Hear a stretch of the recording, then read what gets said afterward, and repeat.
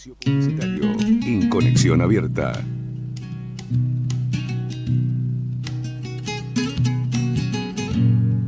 A partir de este momento, te llevamos a dar una vuelta al mundo.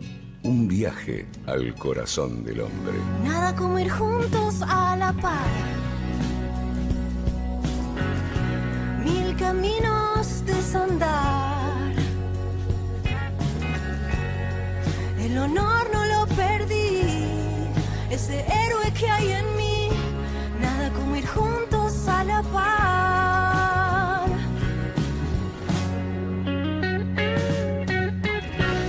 Estás escuchando Una Vuelta al Mundo.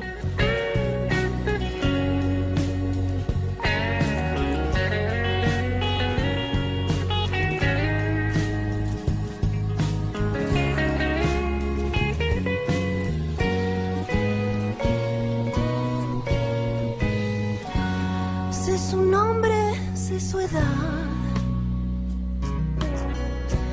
y sus gustos en la intimidad.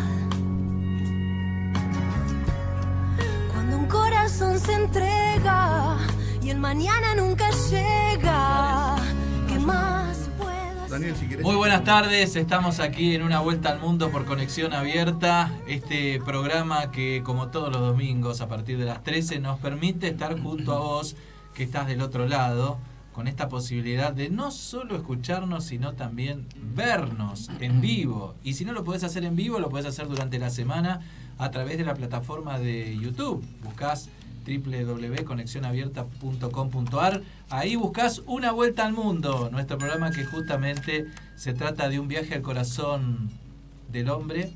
Y este programa que además recoge semana a semana más seguidores y sobre todo en otras partes del mundo, argentinos que de alguna manera sienten que se acercan a nuestra patria a través de las charlas que tenemos aquí, en este programa que realmente nos gratifica hacerlo, nos significa un gran placer hacerlo todos los domingos, sobre todo por los entrevistados que traemos, las charlas que se originan y por las repercusiones que además hay durante la semana, repercusiones muy importantes que nosotros los vemos reflejados en las redes sociales, en correos electrónicos, preguntas que nos haces, consultas que nos haces, agradecimientos. Todo eso realmente nos gratifica muchísimo. Querido amigo licenciado Víctor Schiaparelli, ¿cómo estás? Bien, muy bien, Héctor. Vos hablaste de la palabra placer, dijiste placer. Placer. Placer va a ser estar hoy con nuestro invitado. Sí, por supuesto. Daniel, te lo voy a dejar a vos para que lo presentes. Una persona realmente muy reconocida en el ambiente. Pero yo voy a tomar ahora, si puedo, mis 2 minutos. Por supuesto. Porque si no, vos sabés que mis contactos, que son muchos, que te van a escuchar mucho, Daniel, hoy, sobre todo el tema que vas a hablar vos, todos nuestros oyentes y televidentes, todos van a estar necesitando conocer bien esta problemática de lo que vas a hablar vos hoy. Sí. Yo seguramente te haga alguna pregunta que me envíen ellos, ¿no?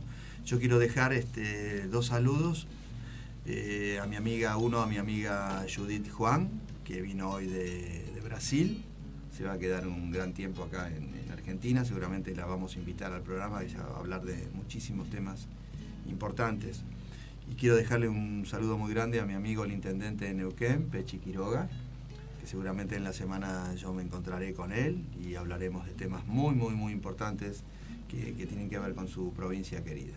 Una provincia a la que le están pasando cosas importantes en el sector petrolero, Claro, ¿no? yo, como le voy a decir a él, yo no sé si la vaca está muerta, está tan muerta como dicen. No sé si la vaca está muerta, me parece que la vaca está más viva que nunca. Y por eso quiero que venga Pechi acá, para que podamos hablar de... Y será un gusto, será un Va a gran ser un gusto, placer. va a ser un gusto, Un gran una placer. persona... Fue gobernador 2 veces, Pechi. Claro. Una persona muy humana, muy, muy humana, y seguramente va a venir a hablar con nosotros. Bueno, Así le que te mandamos dejo un gran abrazo a abrazo. Pechi Quiroga, el intendente de Neuquén, y seguramente va a estar aquí en Una Vuelta al Mundo. Y hoy tenemos la visita de un querido amigo. Digo esto porque al doctor Daniel Kipper lo conozco hace muchísimos años. Creo que ya cerca de 20 años por lo menos. Por lo menos. Y si no estamos por ahí, ¿no?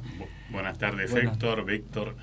El doctor Daniel Kipper, quien es un hombre vinculado, por supuesto, a River, ha sido varias veces candidato a presidente de la institución millonaria. Es un hombre siempre cercano a la institución, también por una cuestión histórica, porque su papá también estuvo fuertemente vinculado a la institución en las mejores épocas de River.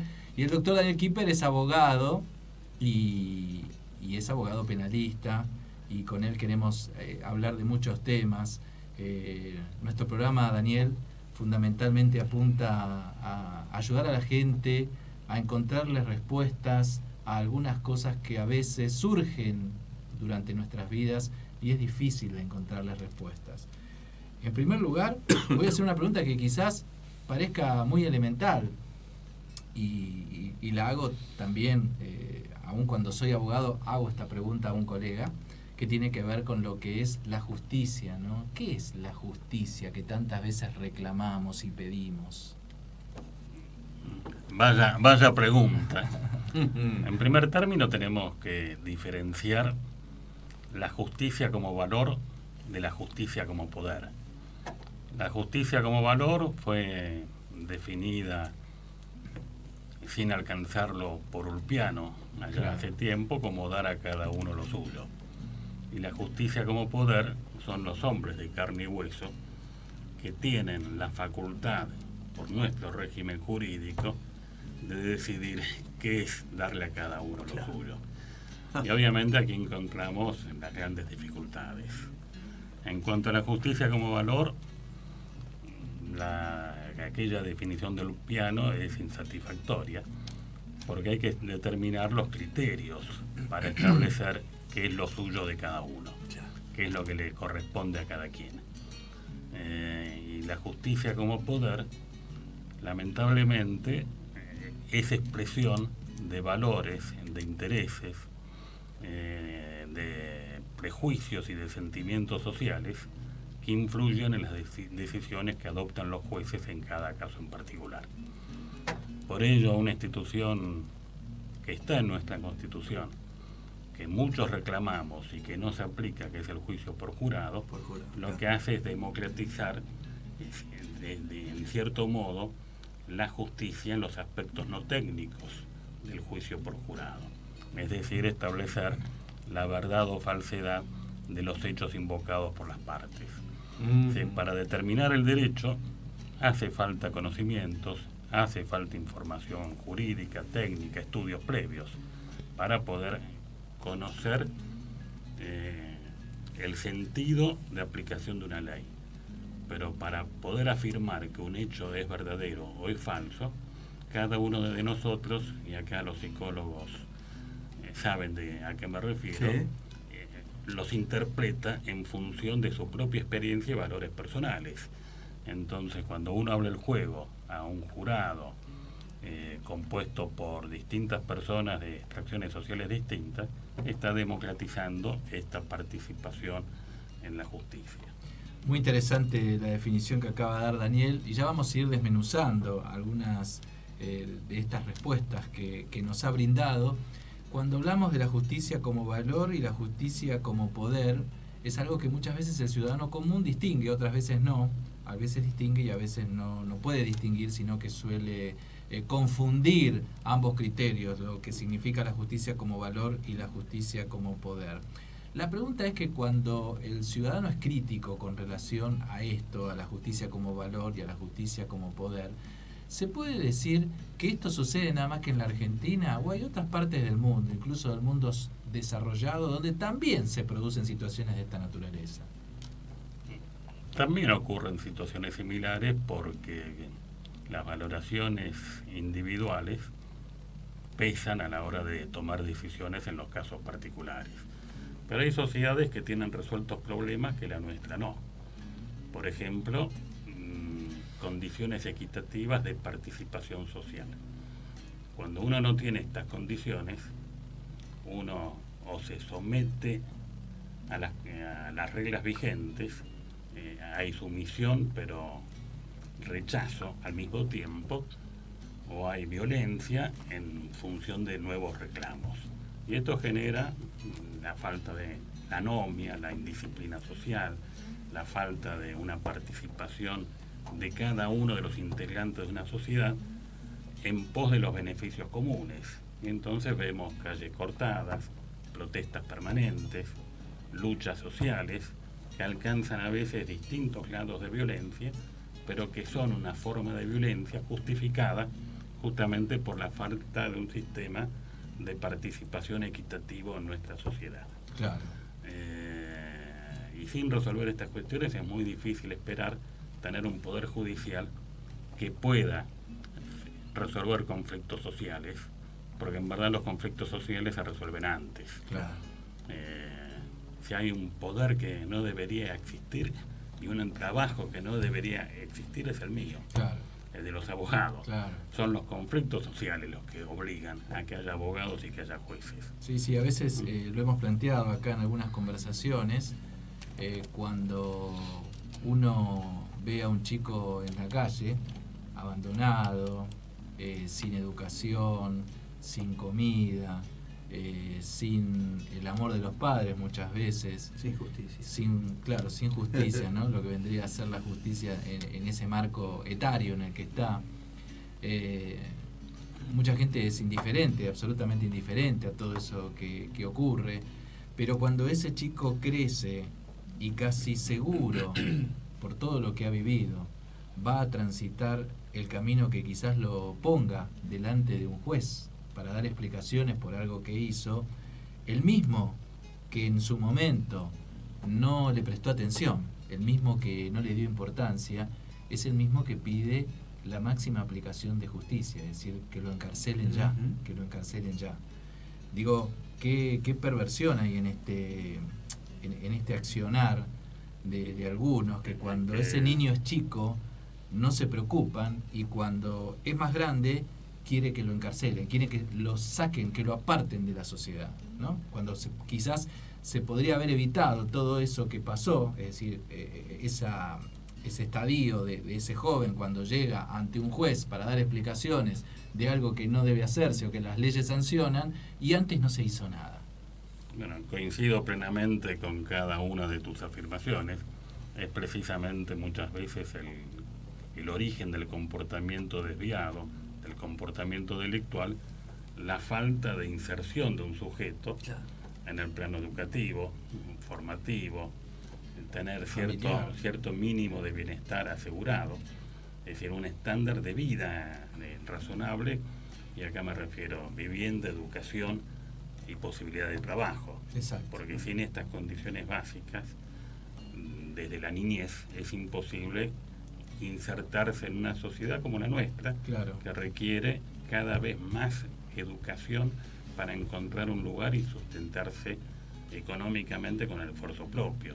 Hoy sin educación vamos a ver millones de desempleados en la Argentina y en el mundo, producto de la robotización, de la incorporación de maquinarias que reemplazan que va a al pasar, hombre. Que va a pasar, que ya está No, pasando, está pasando. y que en la Argentina va a pasar en algún momento. Está pasando. Está pasando. Hoy la productividad en términos económicos no depende del trabajo humano, depende más de la robótica. Exacto. Y esto que antes era visto en sectores especiales de producción, se está trasladando hasta los niveles más mínimos, más ¿no? mínimos de la Precarios, sociedad. sí. Ya vemos que empresas como Amazon, Google, etcétera, están por reemplazar al cartero a través de robots que vuelan y dejarán el paquetito en la puerta de cada con domicilio. drones. Con drones, sí. Incluso, doctor, también se plantea la posibilidad, que le escuché el otro día, que en los peajes desaparezcan los cajeros humanos para que aparezcan también robots que sean los que controlen los peajes al momento de pasar con el auto. Bueno, eso ya en parte está implementado con las tarjetas, Claro, esas pegatinas que claro. tenemos en los autos, que lee Claro. nuestra número de clientes y Qué nos bueno. carga la tarjeta. Bueno, lo pienso también, perdón, ¿no? Pero Sí. lo pienso también para mi profesión. Sí. Voy a tratar de buscar la vuelta para que empezar a ser psicoanalistas robóticos, ¿no? Como para prácticamente que nosotros ya tengamos más tiempo para utilizarlos en nuestra vida, no estar trabajando tanto, ¿no? O sea, es muy triste escuchar esto, ¿no?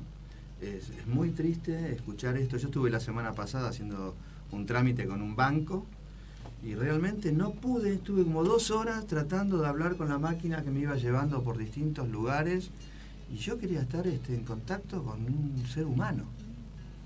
Hoy podés Y no podía.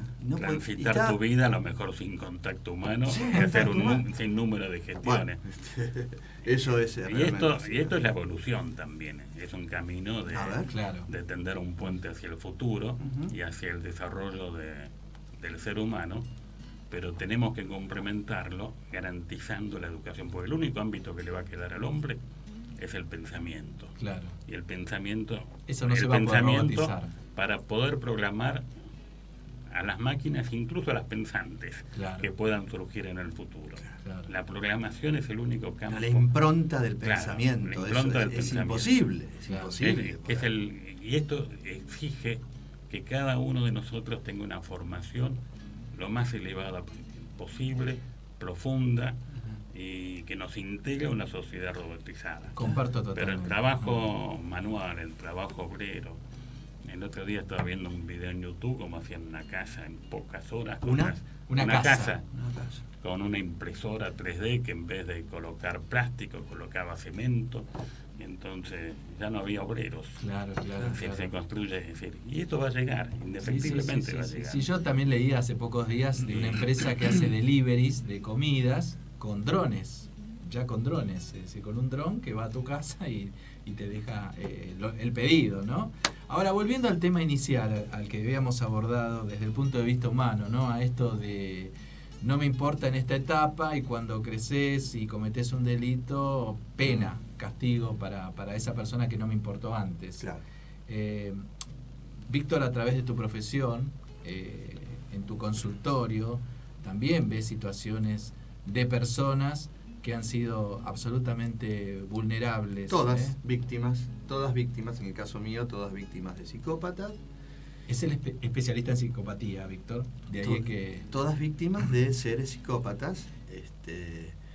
Y yo tengo una pregunta que la verdad me la traje desde casa. Sí. La voy a decir desde ahora, a ver qué opinas vos. Con Héctor más o menos lo charlo siempre. Pero esto es novedoso lo que te voy a preguntar. Yo veo que todas estas personas sienten, cuando piden justicia, que la justicia no les pertenece, que es algo que está allá y no puedo acceder, entonces yo tengo que ir vía un abogado, un juez, a buscarla.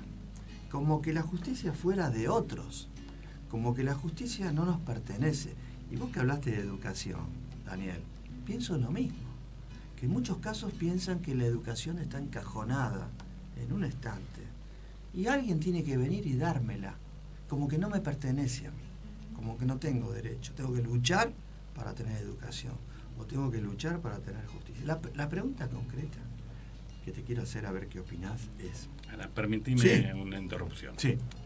No creo que sean comparables los dos supuestos. ¿Educación y justicia? Uno puede buscar educación por uno mismo.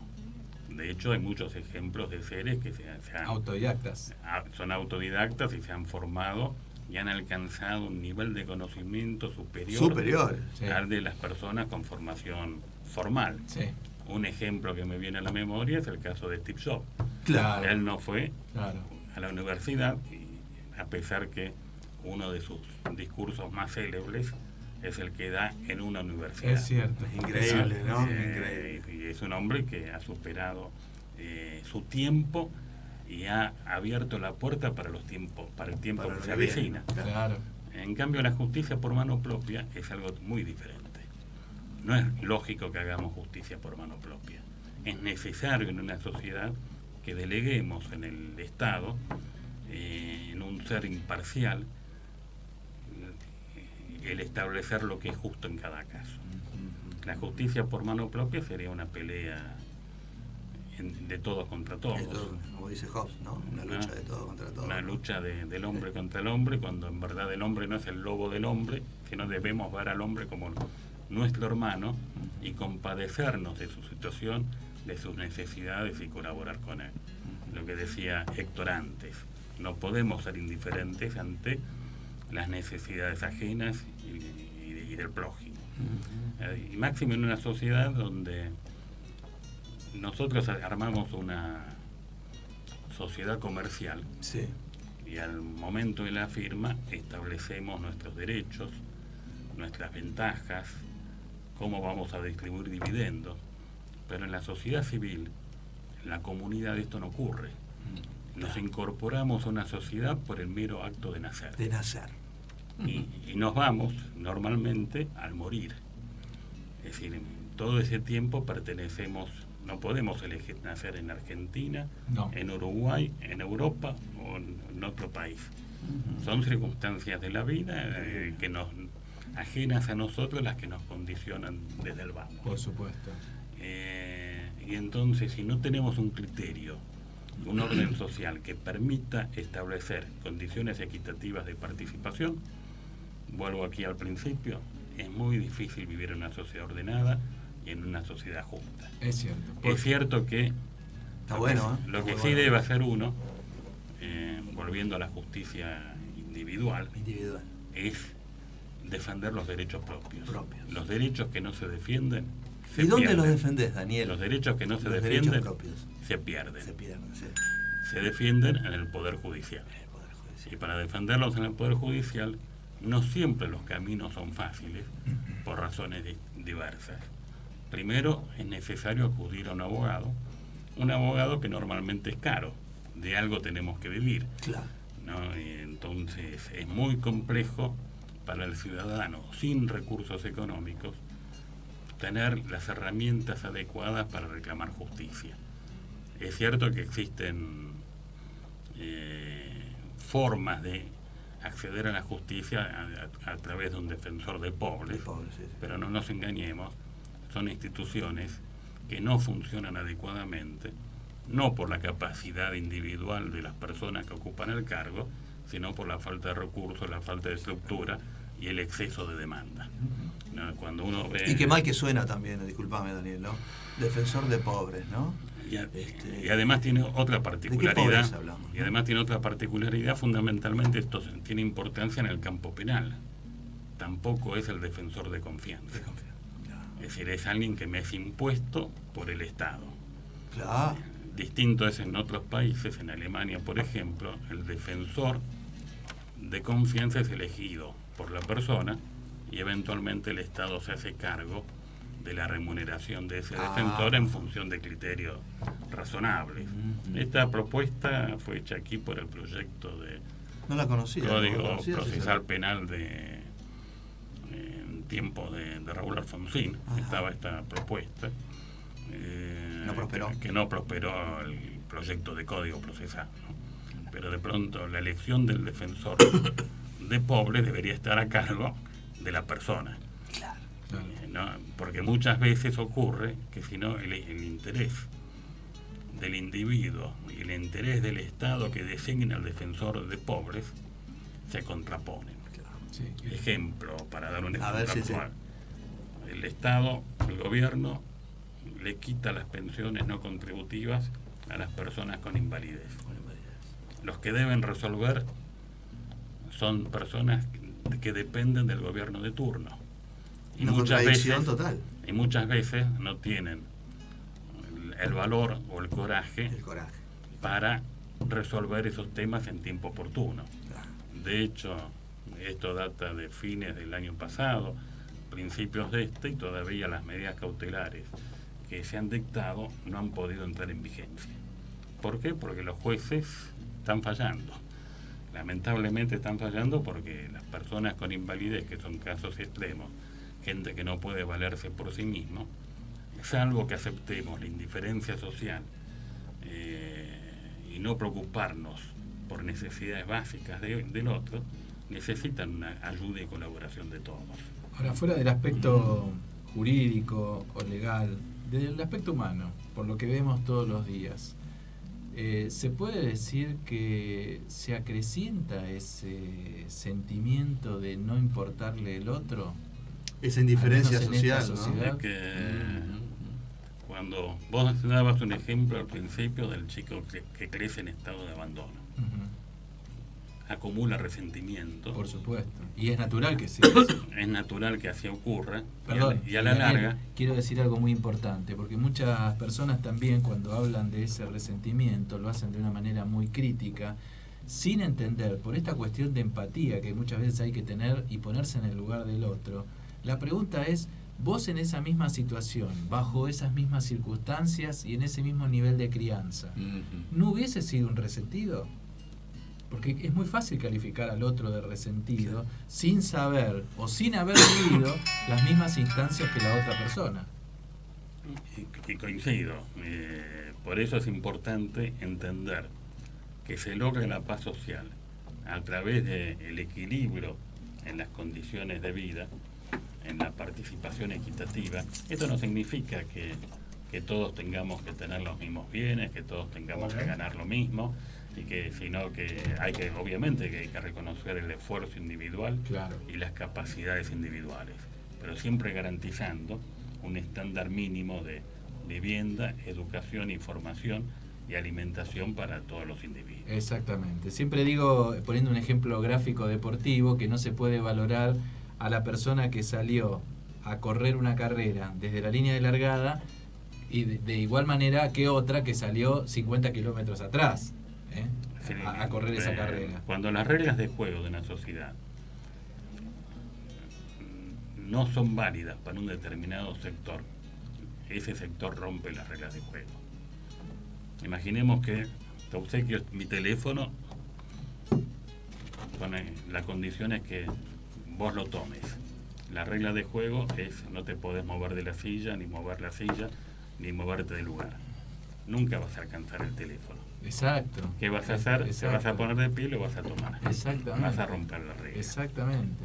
Es así. Por eso es importante generar esas condiciones equitativas de participación social donde todos estemos dispuestos a participar y dar lo mejor de nosotros de manera voluntaria.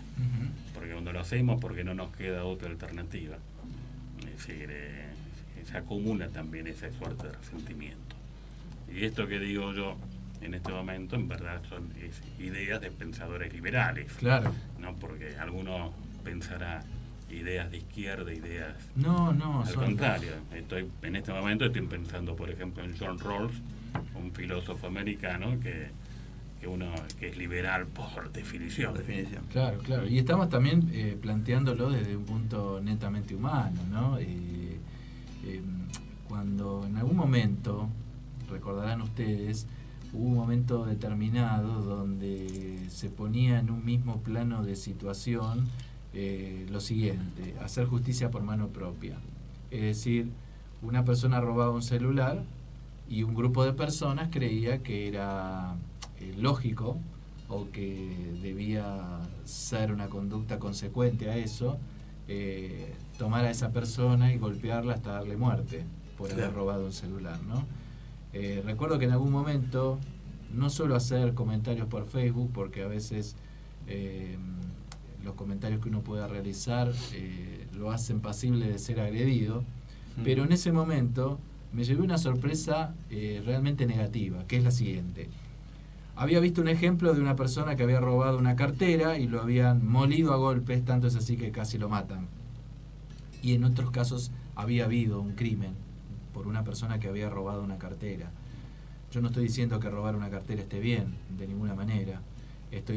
Simplemente en ese momento manifesté que aquel que había robado una cartera era un ladrón, pero los que habían castigado hasta dar muerte a una persona por haber robado una cartera eran asesinos. Claro. Y curiosamente encontré, incluso en personas con preparación universitaria, que uno supone o puede llegar a suponer que tienen un intelecto más desarrollado o que tienen otro nivel de valoración, que habían puesto dentro del Facebook que en realidad era lógico que se terminara matando a una persona por robar un celular o una cartera, ¿no?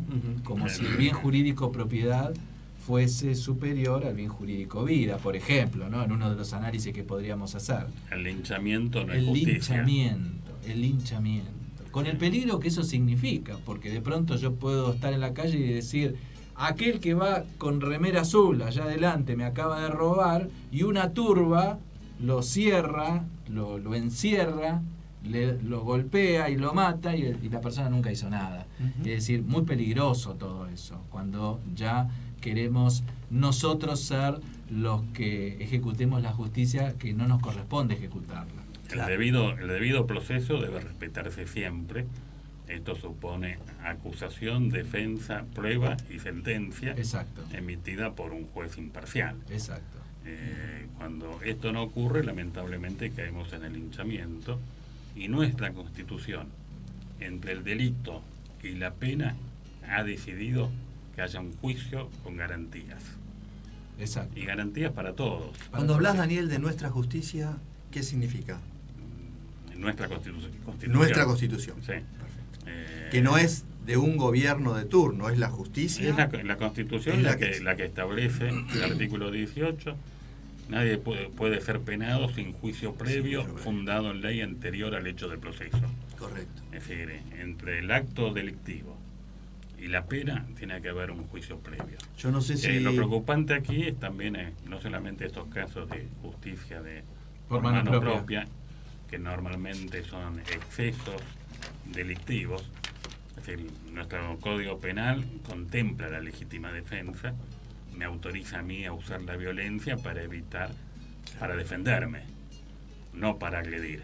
Y hay un límite. Es decir, el límite es la racionalidad del medio, según expresa nuestro Código Penal. Exacto. Sí, incluso puedo citar un ejemplo que me tocó también como periodista. En una oportunidad había habido un crimen realmente horrible contra una nena que había sido abusada, había sido asesinada y enterrada en el galpón de un corralón en un lugar de la provincia de Buenos Aires. Por este tema de las suposiciones, que las suposiciones justamente nos pueden llevar a errores y horrores. Horrores. La gente fue hasta la casa o hasta el lugar donde estaba este corralón, donde además había una vivienda en la que vivía el dueño del corralón, agredió al dueño del corralón, le rompieron la casa y demás, y el dueño del corralón no había tenido absolutamente nada que ver con el hecho, es decir, que cometió el crimen y dejó enterrado el cuerpo de la menor ahí. Y por esto de las suposiciones que nos llevan a errores y horrores, caemos en este tipo de situaciones. Por eso es fundamental siempre ser respetuoso del debido proceso. Uno ve en tantos años de actividad acusados que parecían culpables, por decirlo de un modo simple, cuando se inicia la causa, y que luego logran acreditar la falsedad de la imputación, su inocencia. Después de un tiempo, ¿no, Daniel? De manera cabal. Y el problema del proceso penal no es la sentencia, también el proceso es el problema. Claro. El proceso. Máxime, primero por lo que implica para la persona estar sometida a un proceso, y máxime cuando se la priva del bien fundamental, que es la libertad. Porque muchas veces lo que se denomina prisión preventiva, en verdad es una pena anticipada, es una prisión sin condena. Claro. Y esto viene a colación de lo que la gente muchas veces reclama o se queja de lo que algunos llaman la puerta giratoria, que entran por una puerta y salen por la otra. En verdad nos falta el debido proceso para poder acusar, darle la posibilidad de que se defienda, producir la prueba y condenarlo. Y esto es inexorable que ocurra en una sociedad civilizada que quiera respetar la dignidad de la persona. Antes del corte. Porque sé que yo te leo, pero me voy a olvidar. Sí. Milán, 5:30 de la tarde, 17:30. Sí. Elizabeth, una oyente nueva nuestra de hace varias semanas, está tomando el té con amigas. Viste que me levanté, pido disculpas, me tuve que levantar e irme. Pide que te pregunte qué es la injusticia para vos, ¿no? No sé si lo hacemos en el otro corte. Sí, vamos a dejarla para después del corte. No, ¿qué es la justicia? ¿Qué es la injusticia? Desde Milán es esta pregunta. Esta pregunta es desde Milán. Elizabeth ahora lo está mirando. La respuesta, Elizabeth. En este momento está con unas amigas. Qué buena italiana. Pregunta, ¿qué es la injusticia? A mí no se me había ocurrido nunca, pero yo sé, porque conozco el caso de ella, lo que ha pasado, que ella quiere saber desde un punto de vista jurídico. No, sobre todo desde una persona como vos, tan reconocida, porque yo puedo decir desde mi psicoanalista qué es la injusticia, pero ella quiere escucharla de boca de un prestigioso abogado, ¿no? ¿qué es para vos la injusticia? ¿No? Qué pregunta, qué linda pregunta, Daniel. La vamos a contestar, vamos a hacer un breve corte. Estamos aquí en Una Vuelta al Mundo por Conexión Abierta. Estamos con el doctor Daniel Kipper, abogado penalista, que nos está dando una charla magistral acerca de lo que es la justicia, y sobre todo estamos analizando algunas cosas que tienen que ver con la vida diaria, con la vida cotidiana, porque de estos temas que estamos hablando justamente son los que suceden en la vida diaria y que traen aparejada una polémica realmente muy fuerte. Estamos en Una Vuelta al Mundo por Conexión Abierta. Saludos a todos los que nos están escuchando de distintas partes de nuestro país y del mundo, incluso, por supuesto, a Elizabeth, que desde Milán formuló esta pregunta al doctor Daniel Kipper. Ya volvemos.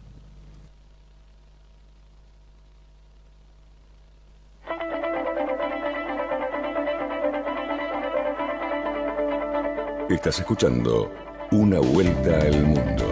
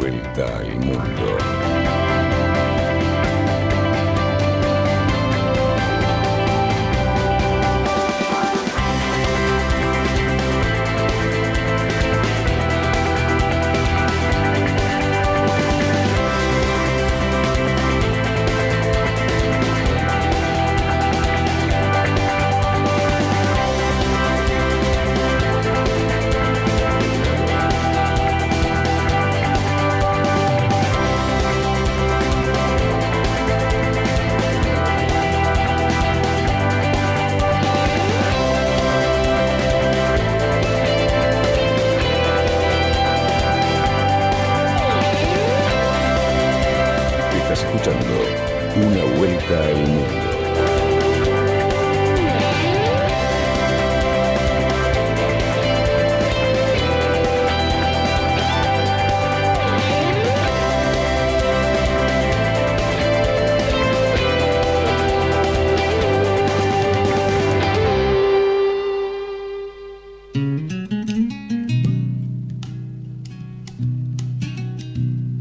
Búscanos en Twitter, @Héctor A. Heredia, o llámanos al 4300-9470.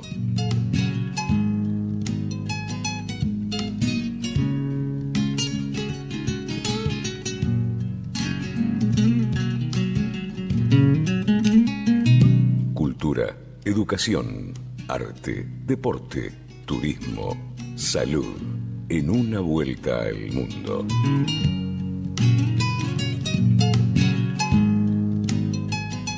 Le he pedido tanto a Dios. Estás escuchando Una vuelta al mundo.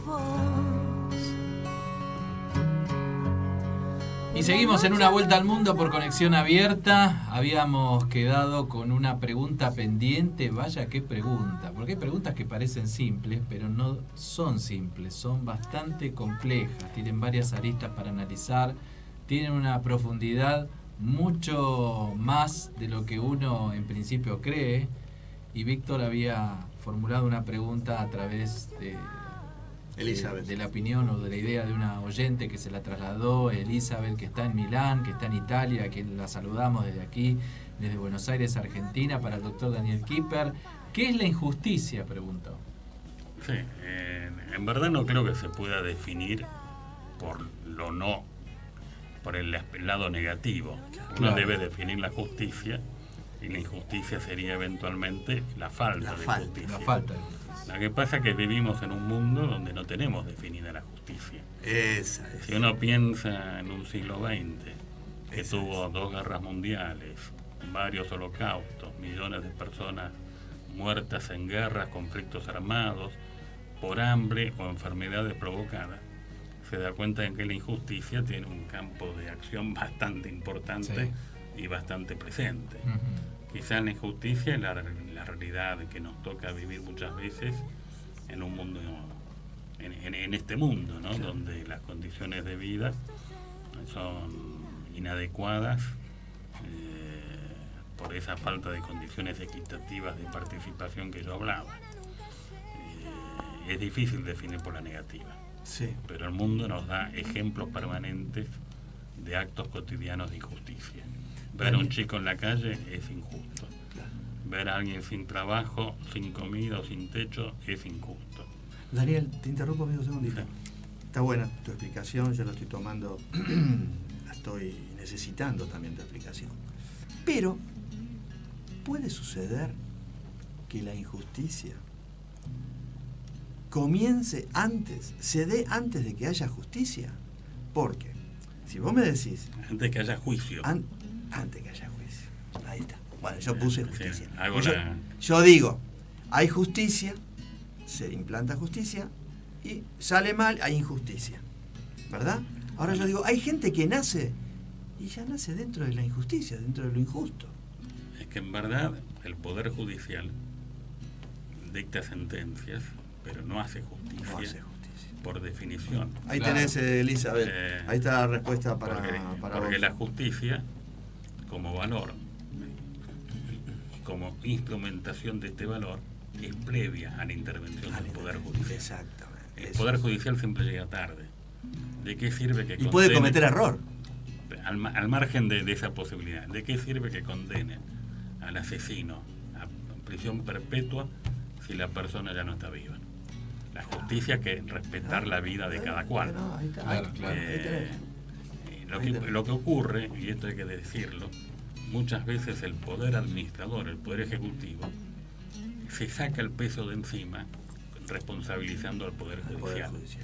Y en verdad, quien debe garantizar condiciones de seguridad para cada individuo es el poder administrador, a la hora el poder ejecutivo, pero es la indiferencia del poder ejecutivo previa lo que hace que deleguen al Poder Judicial algo que el Poder Judicial no puede hacer. Justo sería revivir a la persona asesinada. Y esto es imposible salvo para Dios.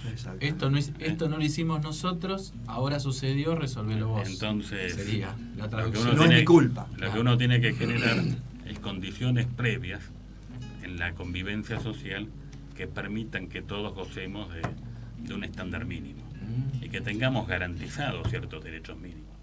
El derecho a la vida es un derecho básico. La libertad, la educación, la vivienda y la alimentación.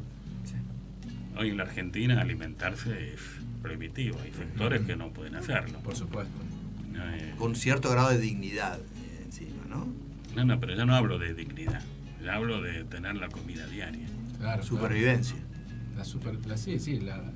En mi oficina tengo en mi oficina frente al Tiro Federal. Ajá. Hay un banco en la otra cuadra, Sí. un poco marcado Sí. un poco más allá. Sí. Y a la hora que yo salgo, que el banco está cerrado, ya hay gente durmiendo. Sí. Y que cada día se incrementa más. Vivo cerca de ahí, sé Y lo que estas decís, son- lo veo. Estas son condiciones de injusticia social donde el Estado es indiferente. Y Daniel, hay también otra cuestión importante para abordar en esto. Hay una injusticia que comete el ser humano, ¿no? Más allá del Estado, más allá de los poderes. ¿Cuántas veces hemos escuchado seres humanos que dicen, y siempre pobres tiene que haber? ¿No? Siempre pobres tiene que haber. ¿Cuántas veces hemos escuchado personas Sí. Yo quiero ser optimista. que hacen esa reflexión? No, perdón, pero una reflexión obviamente que critico desde el punto de vista humano. Me parece absolutamente inhumano pensar así, yo que lo he otra escuchado. persona que tenga que estar en esa condición porque a alguno le tiene que tocar y bueno, le tocó a él, no me tocó a mí. Que se la aguante, Te tocó que esto. viva como pueda, tocó que, eso, que- ¿no? que Claro. sobreviva, no me importa. Es que normalmente los criterios de justicia que escuchamos a diario es a partir de posiciones conocidas e intereses determinados. Intereses determinados, claro. Distinto es cuando uno habla o trata de establecer criterios desde lo que Rawls llama posición originaria, Exacto. con el velo de ignorancia que no nos permite conocer cuál va a ser nuestra suerte en la lotería Claro. Claro. de distribución de riquezas y de talentos, Sí. ¿no? Sí. Porque hay una suerte de lotería natural que no depende muchas veces de nosotros, Está bueno eso. que determina que tengamos determinados talentos o no. Obviamente el esfuerzo individual y el talento merecen, en la medida en que beneficia a la sociedad en su conjunto, tener un mayor reconocimiento de distintas maneras, desde el aplauso hasta el económico. Pero siempre tiene que tener en cuenta que debe favorecer al conjunto de la sociedad. ¿Sienten, ustedes, les hago una pregunta a los dos, yo ya tengo una posición formada, pero sienten que el valor jurídico propiedad está por encima para muchas personas del valor jurídico vida? Para muchos, lamentablemente el otro es el enemigo. A ver. Entonces, como en la guerra, al otro que está de la otra línea, hay esto que se llama grieta, a nivel político, pero que existe fundamentalmente a nivel sociedad. Porque en definitiva la expresión política existe, Surge en la sociedad. existe en nuestra sociedad porque hay bases para que exista esta grieta política. Entonces ven una línea que delimita a unos y a otros, y el que está del lado de enfrente es mi enemigo. Es mi enemigo. Entonces si a él se muere o padece, no nos preocupa. Y esto vale para los dos sectores. Claro. El que por robar un par de zapatillas mata es indiferente ante la vida de la víctima. Claro. Y el que lo lincha, al que roba, también es indiferente ante la situación y la vida de esta persona. Y esto entonces genera necesidad de construir un nuevo contrato social, Ahí está. que no se puede dar obviamente en el sentido de Rousseau, de una asamblea general donde todos acordemos las pautas de este contrato social, pero sí de generar condiciones para que todos podamos alcanzar un determinado grado de bienestar a partir de una distribución inicial en base a la igualdad, porque la libertad supone condiciones mínimas. No hay libertad cuando estas condiciones mínimas no existen. No existen, claro. Y entonces a partir de una distribución de cierto estándar mínimo que garantice la vivienda, la alimentación y la educación, fundamentalmente. Siempre vos haces hincapié en la educación, Daniel, siempre. Que el futuro es la educación. El hombre en el futuro va a depender de su educación y su capacidad. Yo reemplazaría aquella frase de Clinton: estúpido es la economía, por estúpido es la educación. Claro. ¿No? Educación que en la Argentina lamentablemente está olvidada y postergada. Muy postergada. ¿no? Es decir, en la falta de recursos que uno advierte en las remuneraciones y en el estado de las escuelas, también obviamente la salud. Esto se traslada a las remuneraciones de los médicos. A lo mejor gana bien un médico que hace cirugía estética. Exactamente. Pero aquel que salva el vidas, clínico que salva vidas en la provincia, ¿no? Muchas veces está viviendo con lo justo, con varios trabajos, a la vez para llegar a fin de mes, y en hospitales que muchas veces carecen de elementos mínimos. Claro. Acá, Daniel, siempre tenemos entrevistados con los que abordamos todos estos temas que atañen a la preocupación de los seres humanos diariamente, a esas cosas cotidianas que a veces parecen irresueltas y que no tienen muchas veces la posibilidad de poder abordar en otros ámbitos. En todos hay una coincidencia en lo que significa la educación. Una persona puede tener más o menos dinero, y el tener más dinero alguna vez se puede perder también, se puede perder el dinero. La persona que tiene educación y la que tiene conocimiento no lo pierde más. No. Es decir, es un bien que nunca se lo van a poder enajenar, siempre va a conservarlo, siempre va a tenerlo. Y es evidente entonces que el conocimiento, la educación, por la que hay que abogar permanentemente, es sin dudas el camino para poder tener una sociedad mejor. A veces es una herramienta de crecimiento personal y de desarrollo social. Exactamente. Es lo que a veces los gobernantes no tienen en cuenta. Y que permite la movilidad social, ¿no? Que es tan interesante y tan importante. Y con relación a esto, muchas veces también aquí reflexionamos con lo que significa la educación en cuanto a todas estas posibilidades que nos da, y que obviamente es una herramienta que no nos pueden quitar, el conocimiento, el pensamiento. Por más que haya robotización, como decíamos antes, Sí. el pensamiento sigue allí firme y sigue creciendo en la medida que lo sigamos cultivando. Ahí tengo una pequeña salvedad. A ver. El conocimiento no nos pueden robar. Sí. El pensamiento sin conocimiento sí. Sí, claro. ¿Y los valores?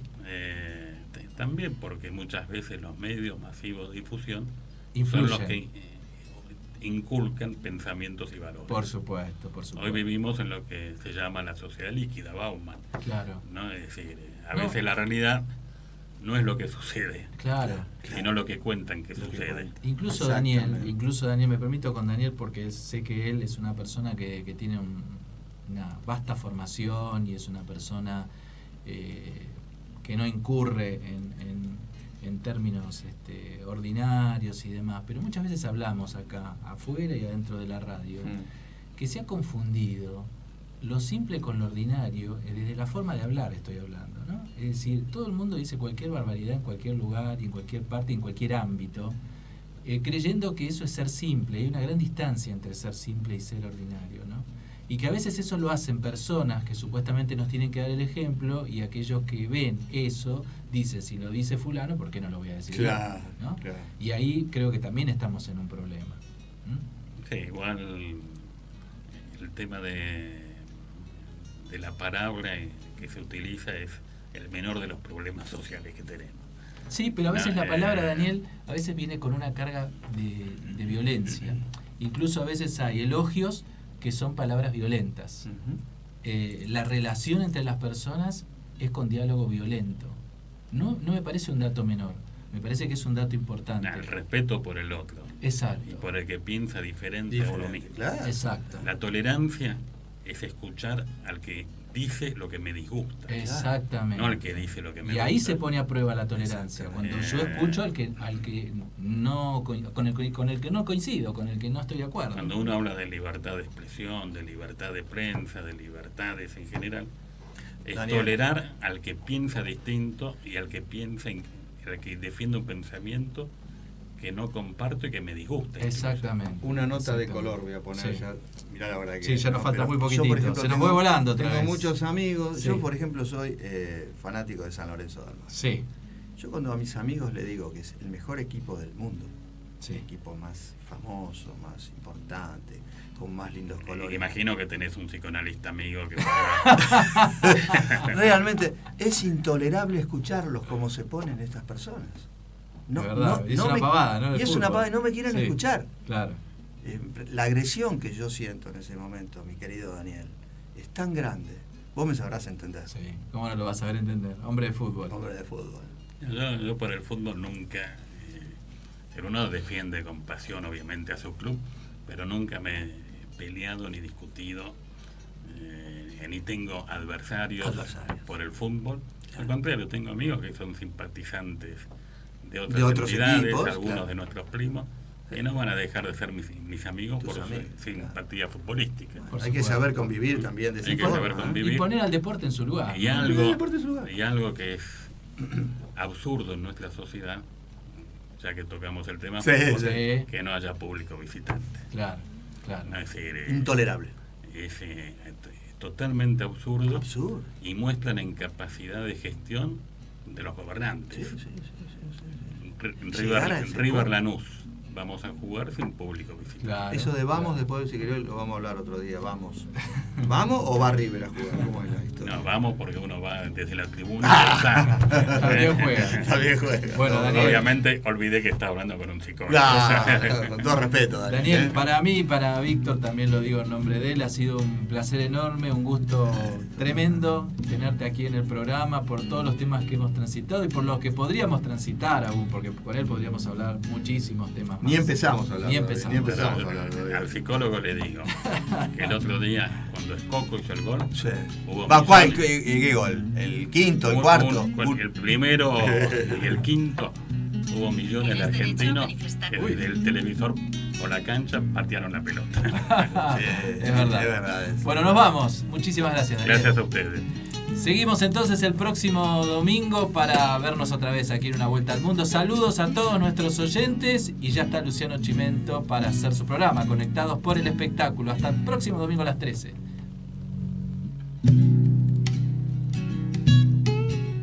Comienzo de espacio publicitario en Conexión Abierta. Este medio está asociado a CADEMAD, Cámara Argentina de Medios Audiovisuales Digital.